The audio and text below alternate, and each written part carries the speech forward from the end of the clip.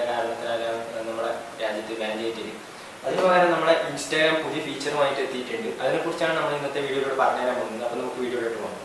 അതിനായി നിങ്ങൾ ആദ്യം ചെയ്യേണ്ടത് നിങ്ങളെ പ്ലേ സ്റ്റോറിൽ ഇൻസ്റ്റാഗ്രാം അപ്ഡേറ്റ് ചെയ്യണം. ഞാനത് നേരത്തെ തന്നെ അപ്ഡേറ്റ് ചെയ്ത് വെച്ചിട്ടുണ്ട്.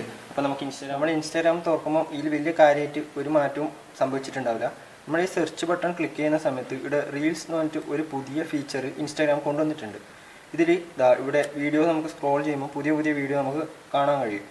അപ്പോൾ അതൊരു ലൈക്ക് അടിക്കേണ്ട ഓപ്ഷൻ ഉണ്ട്, കമൻറ്റ് ചെയ്യാം, വേണമെങ്കിൽ ഷെയർ ചെയ്യാം.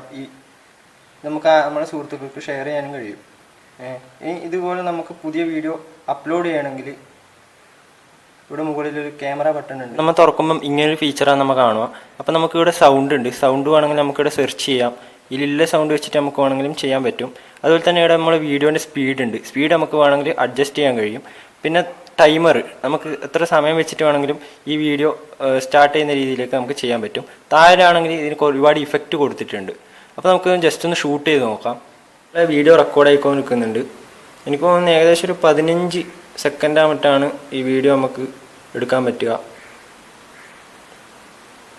ആ വീഡിയോ ഇനി നമുക്ക് വേണമെങ്കിൽ സേവ് ചെയ്യാൻ കഴിയും. ഇനി നമുക്ക് ഇതിൽ കാര്യമായിട്ട് എഡിറ്റിങ്ങും കാര്യങ്ങളും മെൻഷനും കാര്യങ്ങളൊക്കെ നമുക്ക് ഇതിൽ തന്നെ ചെയ്യാനുള്ള ഓപ്ഷൻ റീൽസ് എന്ന ഇത് നമുക്ക് ചെയ്തു തന്നിട്ടുണ്ട്.